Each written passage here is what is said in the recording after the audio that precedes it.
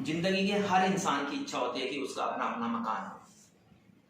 कई लोगों की इच्छा बहुत जल्दी पूरी हो जाती है और कई लोगों को बहुत इंतजार करना पड़ता है। नमस्कार, मैं हूं विशाल और आप देख रहे हैं प्रोग्राम रुद्र एस्ट्रो वास्तु। ये एक ऐसा प्रोग्राम है जहां एस्ट्रोलॉजी और वास्तु की साइंटिफिक इंफॉर्मेशन बहुत सरल तरीके से समझाई जाती है। आज हम बात करेंगे कि ऐसा क्यों होता है कि कई लोगों का जिंदगी भर मकान नहीं बन पाता। ऐसे क्या कारण रहते हैं कि उनका मकान नहीं बन पाता। कुछ लोगों ने जमीन ले ली है, लेकिन जैसे ही वो नींव खोदते हैं उनके लिए परेशानियां, दिक्कतें आने लग जाती हैं। कुछ लोग जब मकान में गृह प्रवेश करते हैं तो वो क्या ऐसी कमियां छोड़ देते हैं जिनकी वजह से उनके घर में गृह क्लेश हो जाता है।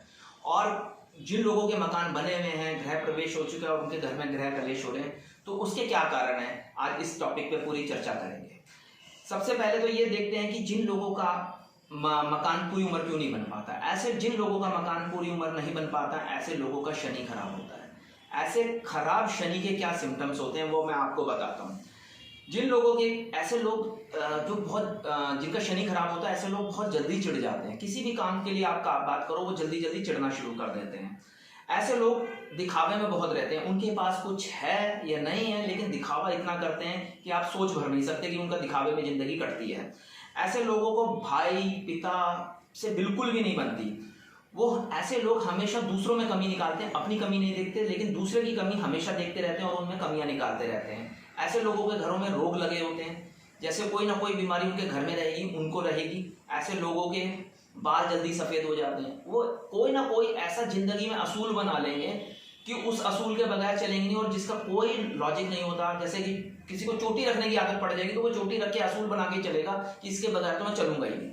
कुछ लोगों के लिए जैसे ऐसे लोगों का शनि कैसे और भी खराब होता है, जैसे अगर आपने उनको कोई काम कहा और काम करते करते आपने उनको टोक दिया, तो ऐसा लोग काम बीच में छोड़ के भाग जाते हैं। ऐसे लोगों को जिंदगी में अपना मकान बनाने में बड़ी दिक्कतों का सामना करना पड़ता है। तो इसके लिए अब उपाय क्या है, तो हमें वापस, मैं हर एपिसोड में बात करता हूं कि हमें वापस से अपने संस्कारों पे आना है।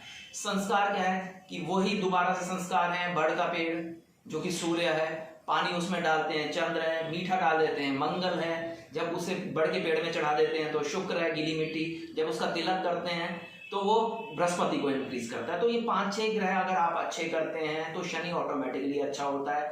तो आप वापस से अपने संस्कारों पे जरूर लौटें। अब आपने मकान जमीन ले ली है, उसकी नींव खोदते हैं। अब उस टॉपिक पे बात करते हैं। तो नींव खोदते हैं, उसमें क्या होता है कि जैसे नींव खोदी, घर में कोई ना कोई मुसीबतें घर में आनी शुरू हो जाती है। कोई बीमार पड़ गया, लड़ाई झगड़ा, दंगा फसाद, इस टाइप की प्रॉब्लम्स आती हैं। तो अब जो घर की जो भी नींव होती है वो होती है राहु। अब राहु को शांत करने के लिए हमें उसका पक्का इलाज करना चाहिए। आप संस्कार से आ रहे हैं, कहीं नाग नागिन दबा रहे हैं, ब्रह्मस्थान एक्टिव कर रहे हैं, बहुत सारे हम काम करते हैं, लेकिन अगर आपको ऐसा लगता है कि कहीं ना कहीं कुंडली में राहु खराब है और नींव खोदते ही आपको परेशानियां से जूझ रहे हैं, तो आप एक काम करें, किसी भी एक लोहे के कटोरे में शहद भर के उसे नींव में दबा लें। इससे मंगल से हमेशा राहु डरेगा, तो आपको इस प्रकार के कष्ट कभी नहीं आएंगे। और अपना ब्रह्म स्थान, जो भी आपके यहाँ आचार्य जी आए हैं, जो भी भूमि पूजन करवाने आए हैं, उनको जरूर बोलें कि वो आपका ब्रह्म स्थान एक्टिव करके रखें। इसके बाद अब बात करते हैं कि हम घर में मकान तो बन गया, अब आती है गृह प्रवेश की बारी कि हम गृह प्रवेश करते हैं। तो उसमें क्या करते हैं, वहां भी हमारे संस्कार हैं कि भाई लेके आते हैं, कोई मटका लेके आता है, कोई नारियल लेके आता है, कोई चावल लेके आता है। तो उसमें ये सब तो आप अपने संस्कार को तो बिल्कुल फॉलो करिए, बिल्कुल उसको मत छोड़िए। साथ में क्या एडिशन करिए कि आप एक चांदी का वो मटका लीजिए, अगर वो नहीं ले सकते कोई स्टील का ले लीजिए, उसमें गंगा जल या कोई पवित्र नदी का जल भर लीजिए और उसके ऊपर चांदी की कटोरी जरूर रखिए और उसमें अक्षत भरिए। अक्षत वो होते हैं जो पूरे चावल होते हैं, उनको अक्षत बोला जाता है। उनको सर पे रख के लेके आइएगा। उसको 1.25 महीने, 1.5 महीना, 2 महीना, जब तक आपको कंफर्टेबल, वो जहाँ आपका पूजा घर है वहाँ पे उसको स्थान दीजिए, उसे रखिए। 1.25 महीने के बाद, और जो उसका जो पानी है वो सूखने मत दीजिए, उसमें गंगा जल पानी उसमें डालते रहिए। 1.25 महीने के बाद वो जल लेके पूरे घर में छिड़काव करिए।